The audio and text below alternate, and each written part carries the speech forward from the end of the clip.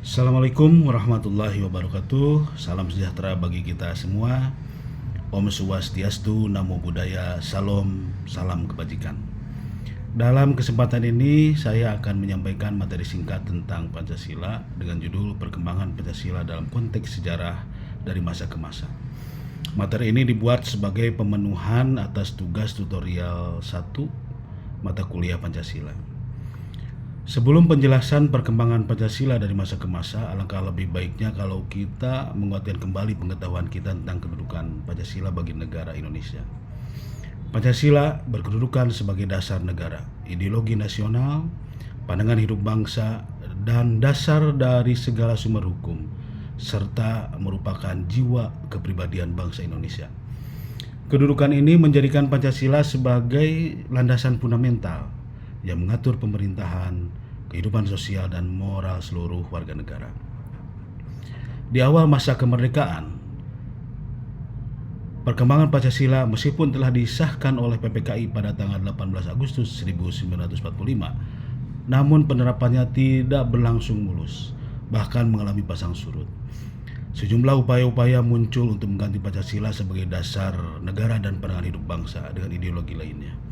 Beberapa tantangan itu diantaranya adalah terjadinya beberapa kali upaya pemberontakan yang bertujuan mengganti dasar negara. Kemudian adanya ketidakstabilan politik yang berkepanjangan dikarenakan terhalang oleh sistem demokrasi parlementer yang menyebabkan ketidakstabilan pemerintahan karena sering berganti kabinet.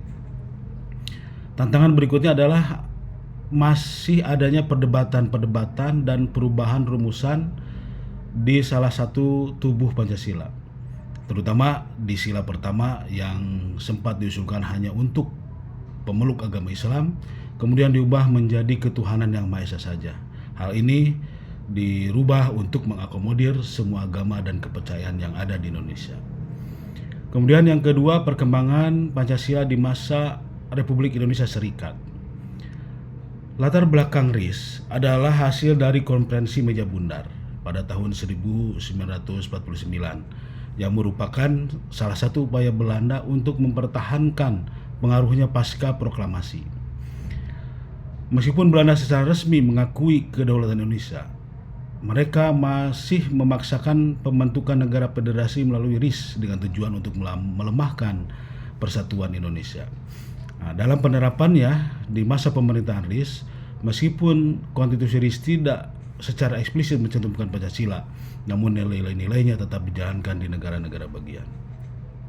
Selanjutnya, perkembangan Pancasila di masa demokrasi terpimpin. Nah, di masa ini Presiden Soekarno kembali menegaskan dalam dekret Presiden tanggal 5 Juli 1959, ditegaskan bahwa negara Indonesia kembali kepada Undang-Undang Dasar 1945 dan Pancasila sebagai dasar negara.